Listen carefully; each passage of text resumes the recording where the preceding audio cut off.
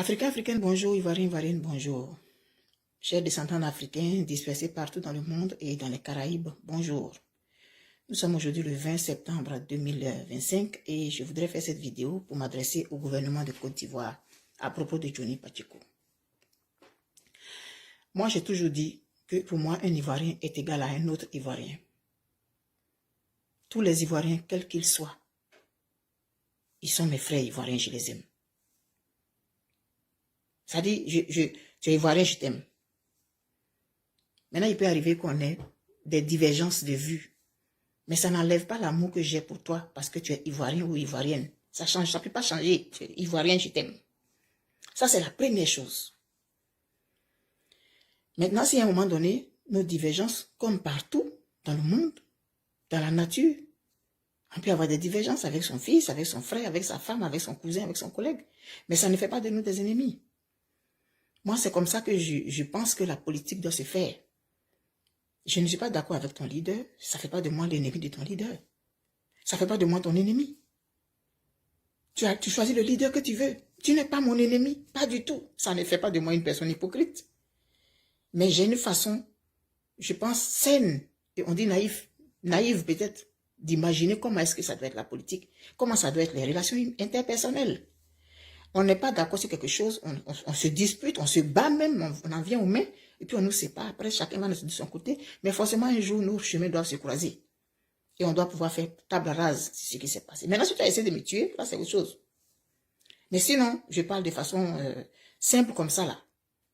C'est pas parce que toi et moi, on n'a pas les mêmes façons de voir, parce qu'on n'a pas le même leader, que tu vas être mon ennemi. Non, non, pas du tout. À un moment donné, j'ai fait une vidéo dans laquelle je me suis adressée à mon frère Johnny Pacheco, mais il n'avait pas compris. Il a réagi comme il n'a pas compris. Je n'ai plus rien dit. Et le temps a passé. Je le regarde de loin. Frère, tu n'avais pas compris ce que je disais dans ma vidéo. Je ne t'ai pas rabaissé, je ne t'ai pas insulté, je ne t'ai pas traité de n'importe quoi. Je t'ai parlé comme une mère parlerait à son fils, comme une grande soeur parlerait à son petit frère. Je n'avais que ce moyen-là. Parce que quand tu as décidé de changer de chemin, je parle du président Gbagbo, j'ai pris mes distances par rapport à toi. Donc je n'avais plus aucun moyen de te contacter, je n'avais plus ton téléphone, je n'avais plus rien. Le seul moyen pour moi, c'était sur les réseaux sociaux. Je profite aujourd'hui pour te répondre. Ça a fait des vagues quand tu m'as répondu. J'ai rien dit. Parce que mes intentions, elles n'étaient pas mauvaises, elles étaient pures. Mais bref, tu es mon frère ivoirien et je t'aime. Malgré ce qui s'est passé, je me suis sentie blessée. Mais je t'aime, ça ne changera pas. Je voudrais faire cette parenthèse-là aussi aujourd'hui. Donc, comme je disais, je te suis de loin.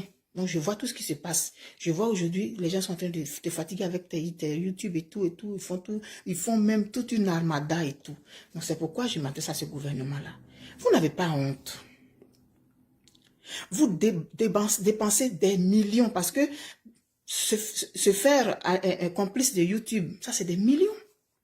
Mais l'argent que vous prenez pour poursuivre quelqu'un, pour créer je ne sais pas, c'est quoi? Qu'est-ce qu'il y a? Vous n'avez pas honte? Mais c'est quel gouvernement qui ne peut pas accepter la contradiction ou bien quoi que ce soit? Il y a quoi? Vous n'avez pas des élections à préparer?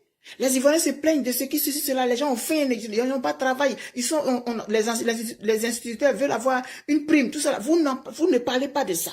On parle de la liste électorale à revoir. On parle de ceci. Ça ne vous intéresse pas. Vous allez faire des conférences de presse pour parler d'un enfant de Côte d'Ivoire que vous aviez embauché entre-temps pour faire une sale besogne. Vous n'avez pas honte? Vous devriez faire profil bas. Ça ne vous dérange pas. À cause de ça, Johnny Pacheco, vous êtes allé signer comment j'ai oublié le terme là, à Budapest ou bien quoi, c'est quoi? Mais ce que vous êtes en train de faire là, est-ce que demain, vous savez de quoi demain va être fait? Ça ne va pas se retourner contre vos enfants aujourd'hui, contre vos militants, quand vous ne serez plus au pouvoir? Parce que l'administration, c'est une continuité. Voilà, traité de Budapest. À cause de Johnny Pacheco, à cause de ceux qui sont sur la toile qui font des vidéos. Mais changez votre façon de fonctionner, changez la vie en Côte d'Ivoire, et puis les gens ne feront plus de vidéos. Vous n'avez pas honte? Non, mais c'est quoi ça? Prendre l'argent du contribuable pour aller poursuivre un individu. Un individu dont vous avez utilisé les services à un moment donné. Pour faire la sale besogne. Et c'est honteux tout ça. Ce n'est pas de cette Côte d'Ivoire-là que nous voulons. Personne ne veut de cette Côte d'Ivoire-là. Aujourd'hui, les gens vous applaudissent. Aujourd'hui, les gens vous adultent. Vous adultes. Vous avez vos enfants qui sont en Côte d'Ivoire. Même si vous les avez inscrits dans des écoles, je ne sais où, la Côte d'Ivoire c'est leur pays. Ils vont revenir un jour. À moins que la Côte d'Ivoire ne soit pas votre pays. À moins que les Ivoiriens ne soient pas vos compatriotes. Parce que logiquement, naturellement, un Ivoirien, il doit aimer un autre Ivoirien. C'est quoi? Qu'est-ce qu'il y a? Vous n'avez pas mieux à faire?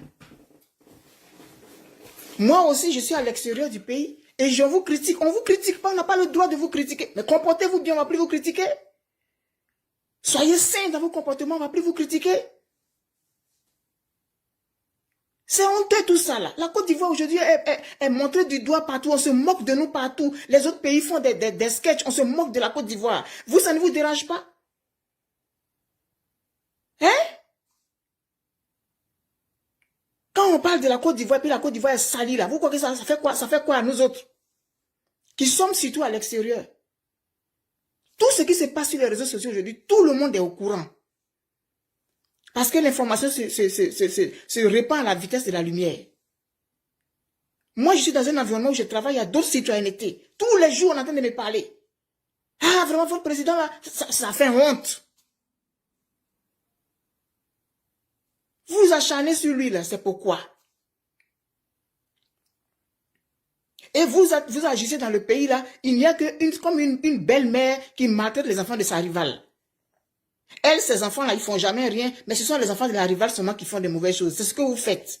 En 2025, aujourd'hui, où l'information circule comme ça avec les réseaux sociaux, vous n'avez pas honte. Vous faites honte. Laissez cet enfant-là tranquille. C'est vous qui lui avez ouvert les bras quand il allait vers vous. Vous lui avez ouvert les bras. Vous étiez content de l'avoir pour faire mal à vos adversaires. Vous avez vu? Ça ne vous fait pas réfléchir, vous ne tirez pas des leçons. Des grandes personnes comme vous allez venir faire vidéo, conférence de presse pour expliquer. On a signé un partenariat, on allait signer le traité de choses, mais c'est honteux. Foutez la paix à cet enfant-là. Vous devriez faire profil bas.